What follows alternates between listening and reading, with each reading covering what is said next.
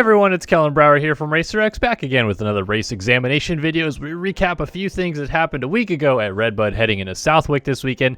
And I wanted to start off by talking about RJ Hampshire, who obviously went 2-2 for the overall on the day in the 250 class, but he got there with a few crashes. He crashed twice in the first moto and once in the second moto while in the lead. And you can see here coming into this corner ahead of Jet Lawrence, just kind of pushes the front end and tips over.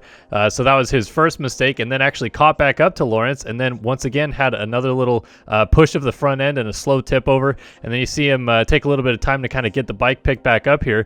Hampshire was actually a little bit ill heading into the weekend, and it's interesting to hear him talk about how these crashes materialized. Take a listen. You know, being sick during the week, I mean, yeah, I do crash a lot no matter what, but man, it was a little bit extra today. I was just so weak on the bike, and those 3 crashes that I had, I just, like, whenever the front wheel got out of the rut, I just couldn't even, like, almost save it. Like, I just had to kind of fall with it.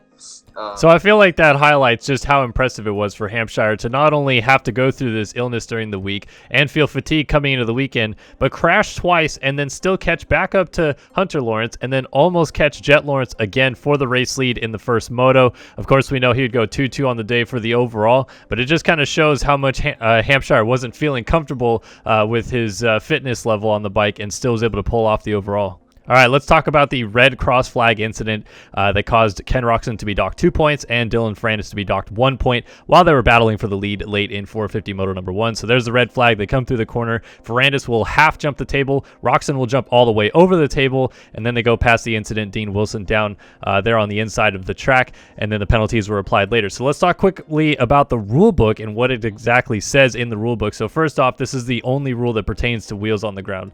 But in this situation, it does say both wheels of the motorcycle must remain on the ground over obstacles until the rider has passed the area of concern. But when it comes to penalties, it says the violation of the flag may include but not limited to loss of championship points and or race positions determined by the race director. So if we come back to the footage here, you can see there is a very clear red and white cross flag waving. They come through the corner, and here's where it gets confusing. First flag they see on the jump is a yellow flag, then they see a red cross flag. So you see Ferrandis half jump, Roczen jump all the way over, but now they've passed the area of concern right here. So this is where the red cross flag that they first saw would then be negated because they passed the area of concern. So that is how the penalty was applied.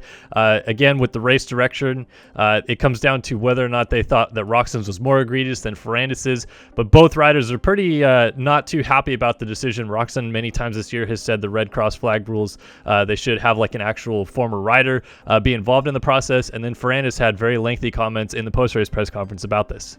I never see the white flag, because the white cross flag, because it was on the landing, and my team told me it was one in the corner, but like okay, if it's true, like if there is one in the corner, I pass the corner and then you have a takeoff, and it was a yellow flag on the takeoff. So I decided to not jumping this jump because of the yellow flag and not because the white flag. Like I just felt it was safer for me. I have nothing to gain to try jumping this jump, even if it was just a yellow flag. So I just like scrub and do the half of the tabletop, and yeah, the white flag was on the landing. So I mean, it's stupid, and I guess if you ask Ken, it's same thing. Like he jumped because it was a yellow flag, and when there's yellow flag, you can jump. So again, I think the problem is I don't think the problem is the rider, because I think Ken and I, we all not know to take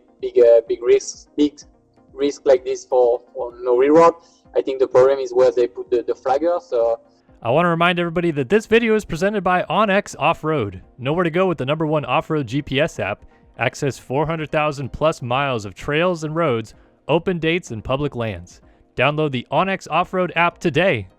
So we already touched on it on Save of the Day, but I wanted to briefly talk about Ken Roczen casing LaRocco's leap in the second moto, because interestingly enough, he actually ran his fastest lap of the race right after he did this. And I asked him a little bit in the post-race media corral what it takes to kind of recover from casing the jump that hard. Yeah, not fun.